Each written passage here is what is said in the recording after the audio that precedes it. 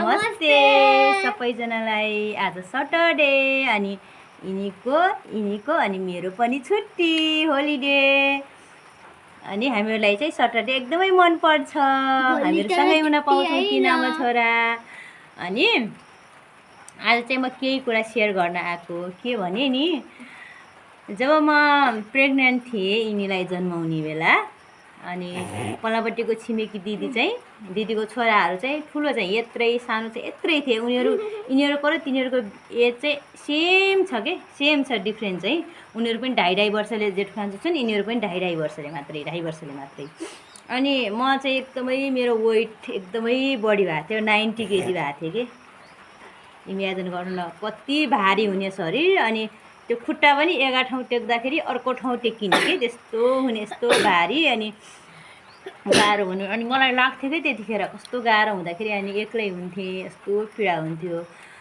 अनि त्यतिखेर चाहिँ म सोच्थेँ कि यस्तै। अनि उहाँ दिदी आनन्दले हिँड्ने, अनि बच्चाहरू पनि झ्याउ म्याउ नगर्ने, कस्तो आनन्दले हिँड्नुहुन्थ्यो। अनि म सोच्थेँ कि मेरो छोरा, अनि त्यो भयो। अनि यिनी जन्मेपछि फेरि 1.5 वर्षको थिएँ, फेरि म प्रेग्नेन्ट भइहालेँ उनी जन्मिनलाई।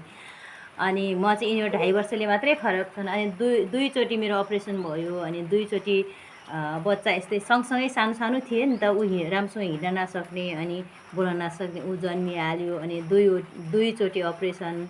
अनि एक्लै म जन्मेको बेला एक बार बोलेन। तिमी ठुलो बोल्न त बोल्थ्यो कि, तर सानै थियो नि त, राम्रोसँग अझै बोल्न सक्ने भएको थिएन। अनि 2वटा बच्चा, दुईचोटि अपरेसन भयो। अनि फेरि सानो, अनि एक्लै कस्तो गाह्रो हुने कि, कस्तो गाह्रो हुन्थ्यो। अनि गाह्रो हुँदाखेरि अनि पल्लोपट्टि छिमेकी दिदीलाई हेर्थेँ क्या। म सधैँ इमेजिन गर्थेँ कि मेरो शरीर यस्तै कहिले हुने होला, म यस्तै पातलो दुब्लो, अनि फेरि यस्तै बच्चा मेरो ठुला कहिले हुनुन्, कस्तो आनन्द हुन्थ्यो होला भन्ने लाग्ने।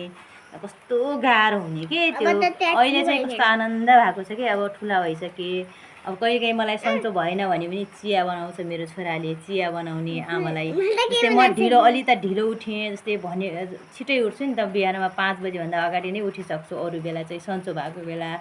अनि कहिलेकाहीँ चाहिँ म उठ्न सकिनँ छिट्टै भनेपछि उसले चाहिँ के भयो आमा भनेर सोध्ने। अनि मलाई ज्वरो आएको या केही भएको छ भने चिया, पानी तताएर दिने, चिया दिदिने गर्छ नि त।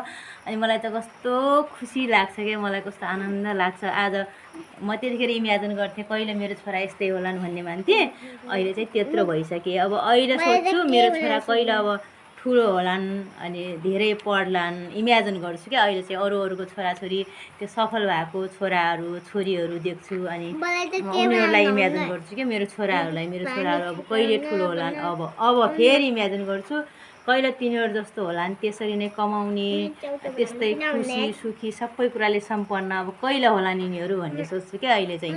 तर समय हो, परिवर्तन हुँदै जान्छ। अहिले चाहिँ उहाँ दिदीलाई त्यतिखेर म जस्तै 8-9 वर्ष अगाडि जसरी इमेजिन गर्थेँ, आज चाहिँ म त्यो ठाउँमा छु। हुन त अब भोलि त्यो ठाउँमा पनि पुगुला, भोलि मेरो छोराहरू ठुला भयो भने सबै त्यो चिज एचिभ गर्न सक्लान्, यदि इमान्दार, राम्रो शिक्षा यिनीहरूले ग्रहण गर्न सके। इमान्दार भने के हो? हनेस्ट त्यस्तो भयो भने। अनि म इमेजिन गर्छु कि त्यस्तो भइदिए हुन्थ्यो भन्ने लाग्छ। अब भगवानको कृपा, अब के हुने हो थाहा छैन। अहिले चाहिँ कस्तो आनन्द छ। अब चटक्क घरमा छोडेर जान म यिनीहरूलाई चटक्क छोडेर जान सक्छु, आनन्दले घरमा बस्न सक्छन्। अब यस्तो आनन्द भएको छ नि। बिस्तारै समय बदलिँदै जान्छ, राम्रो हुन्छ। अनि यस्तै कुरा सेयर गरौँला अर्को भिडियोमा। By by everyone.